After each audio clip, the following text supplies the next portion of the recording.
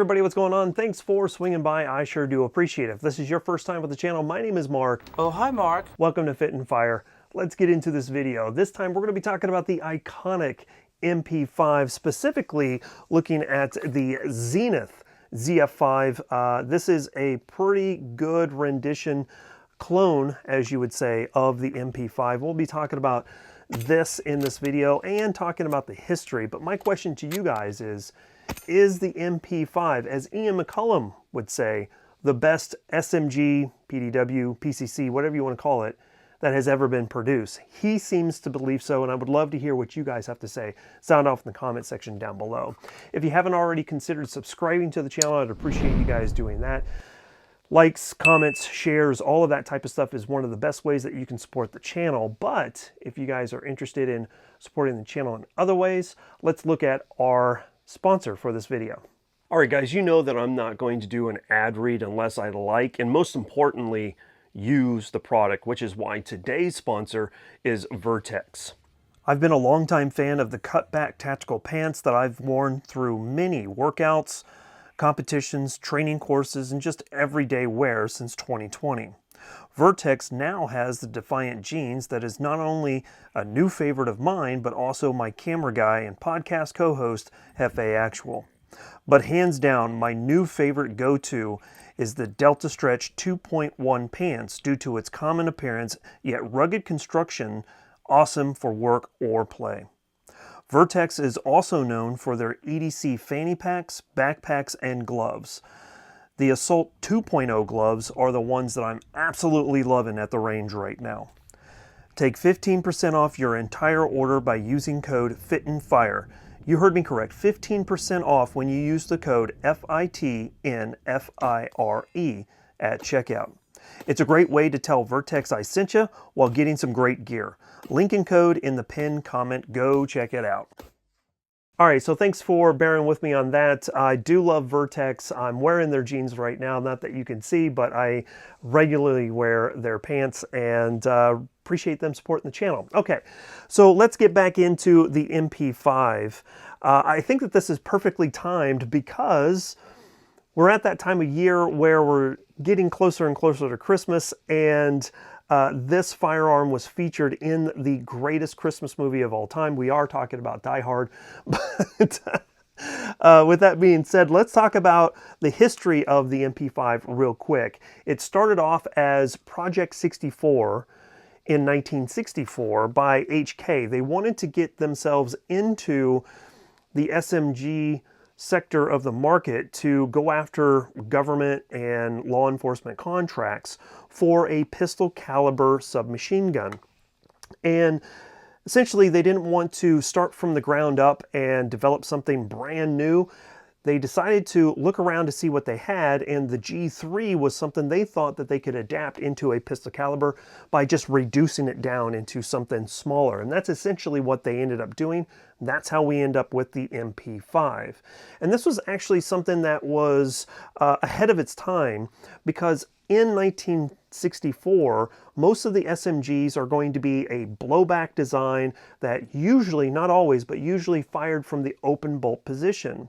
By creating something that was roller delayed and shot from the closed bolt position, you now have better accuracy, a better felt recoil, a recoil impulse that is completely different than a standard blowback, and it was just a lot easier to handle for a lot of people. So that is one of the main reasons why the MP5 became so popular so quick. Now fast forward into the 1970s, people were starting to ask for something a little bit different. They really did like the MP5, but essentially what they wanted was something even smaller. So HK then developed the MP5K with even a shorter barrel, and they deleted the buttstock. This was something that was going to be very easily concealed and used for executive protection. A lot of people will say, well, you know, that's not necessarily true because it had the folding stock. That's true, but HK first offered it without a buttstock with just a sling point in the back. They did end up offering the foldable buttstock on that particular model a little bit later, not much, but a little bit later, but essentially it started without a buttstock. HK then offered both of these models in the United States as the HK94, which is going to be a 16-inch barreled version of this, and the SP, or Sporting Pistol 89. The SP 89 was the MP5K civilian version. Unfortunately for us, the 1994 assault weapons ban came along, and the MP5 was a by name ban for the next 10 years. And HK pretty much was just like, yeah, we're done. We're not even going to worry about that. Fast forward to 2016, and HK introduced, or at least reintroduced, the MP5K, and then in 2019 introduced the SP5 as well. So that's how we got from the development of the MP5 to today. And we have a host of MP5 clones, not only from Zenith, but also the Century Arms AP5, and then the Mac MP5 clone as well. I like the Zenith ZF5 better than the other ones because I think that it holds the most true to the MP5. There are some differences, we'll talk about that in this video, but essentially my pick, my choice is going to be the Zenith ZF5. Now, why would you want something from Zenith or Century Arms or even Mac? And that's going to be price point. If you are looking for clone correct and you have $2,500 to $3,000 or even more to spend on an SP5 from HK, by all means do that. But when you have models like this that are really, really close, I mean, the question is, why are you going to spend, you know, thousands of dollars when you can pick something up like this for around $1,400? The Mac MP5 clone is even less expensive as well. So that's one of the major reasons why I went with the Zenith. I've actually had this in my collection for almost 2 years to the day, and I just haven't had it out at the range until this week. And I felt that this was the perfect time to go ahead and do a review on this, because we've already looked at the Strybog SP9A3. We've also looked at the Beretta PMX, and now we're going to match it up against the MP5, or at least the clone of it, because a lot of people believe this is the benchmark, just like Glocks are to pistols, and how everybody's trying to chase Glock when it comes to the polymer frame striker-fired pistol. Everybody immediately thinks the Glock. When you think of SMGs or PDWs, MP5 is right there as well. So let's get into it. This is going to be a 8.5-inch barrel with half by 28 threads, but they also have the iconic tri-lug adapter as well. So if you want to suppress this, you can, you know, attach a suppressor either by the threads or the tri-lug. The sights on this are going to be exactly what you'd expect from an HK. You're going to have your standard front sight post that is hooded, and then on the back you're going to have that drum diopter style rear sight as well.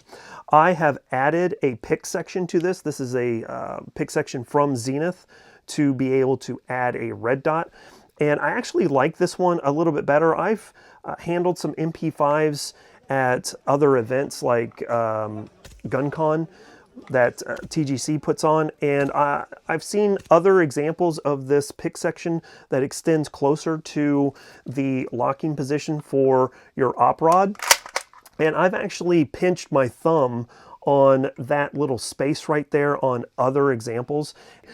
This doesn't seem like it gets in the way, so I really did like that aspect of it. Standard stamped upper receiver, and then your FCU, or your fire control unit, down here, which is going to be your pistol grip and your trigger mechanism. That is going to be, again, very similar to the HK design as well. Ambidextrous safety, so you got a safety on the right side, and naturally you got a safety on the left side. The left side is extended, whereas the right side is truncated, which is something I really did like. This is going to have a paddle magazine release, which is something that was deleted from the HK94, but when the SP5 was introduced, they did add that back in. And one of the reasons why is because on the SP5, the front pin has been removed so that it will not allow a full auto FCU to be added to this. The Zenith does have that front pin and obviously the rear pin as well. So they were able to keep that paddle. HK had to redesign that whole aspect right there to obviously delete that pin and then add the paddle release back into it as well.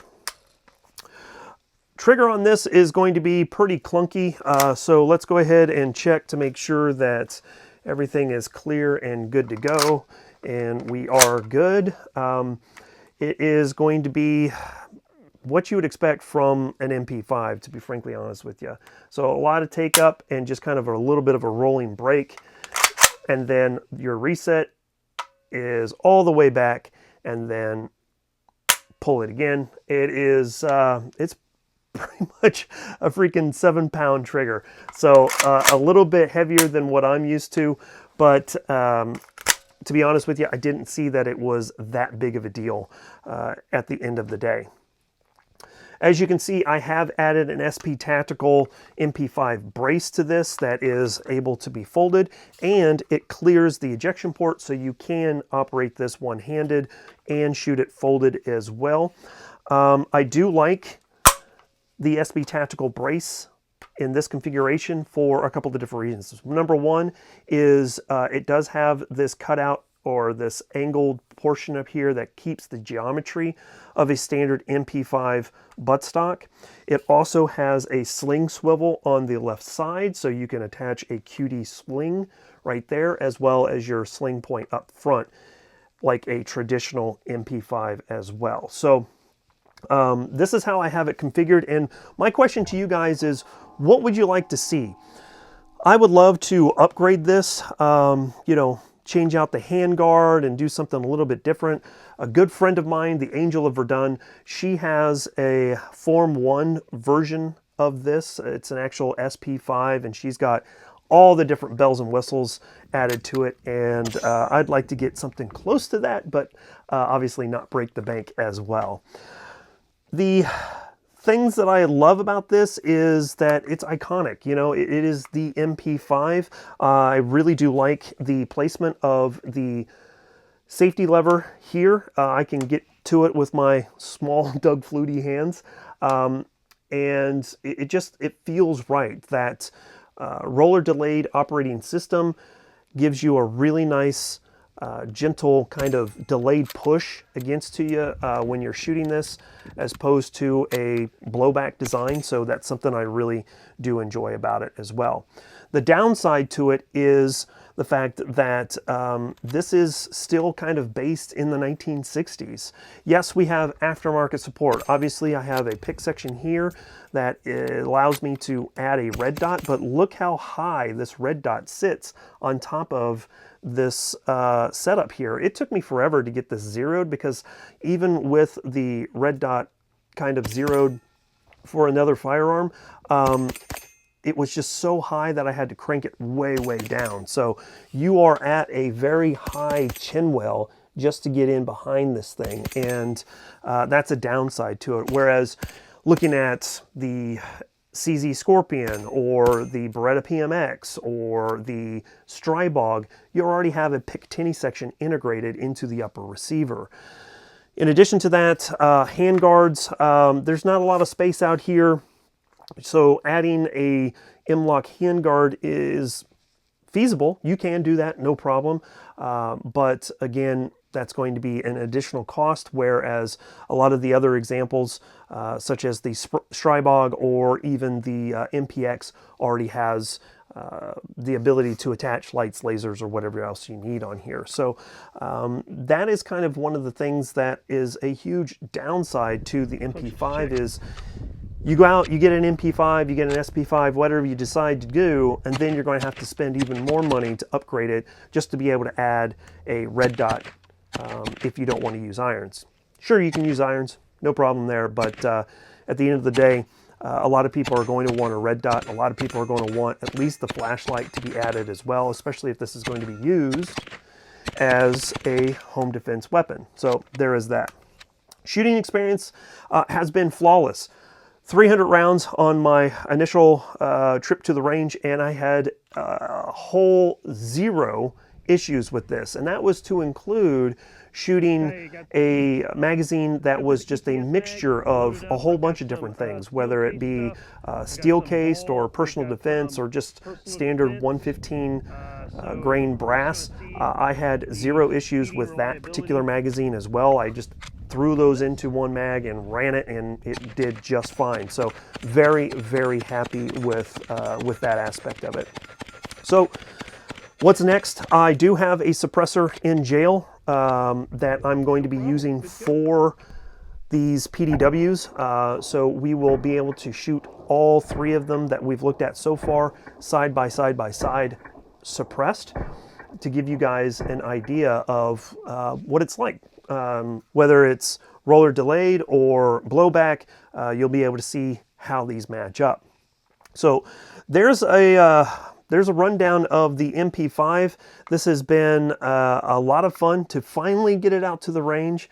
I know Hefe has been asking me about it for 2 years now. I'm finally getting it out there, but there you have it.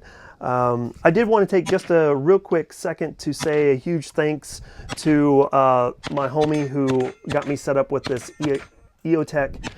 This is the XPS2, and I was able to pick it up from Tax Swap, and he hooked me up and got me a good deal with it, and got it shipped to me, and it was like super fast. So appreciate you. You know who you are. Appreciate you. So yeah, there you have it. The Zenith ZF5 MP5 clone. This has been great. This has been one of my favorites. So we will get a good comparison of everything as we go through the coming months. Try to get it out to a competition of some sort to get a little bit more dynamic shooting and go from there. If you guys are liking what I'm doing with the channel, again, I appreciate you guys consider subscribing to the channel. We've got the Live, Laugh, Larp podcast. We'll have a whole bunch of that information in the description or the pinned comment, so make sure you guys are checking those out as well. We're going to go ahead and get out of here. Thanks again for swinging by. As this video comes out, it's right before Christmas, so Merry Christmas and Happy New Year. We will catch you guys next time. As always, freedom through strength. Here comes a high five. Catch you guys later. Bye, y'all.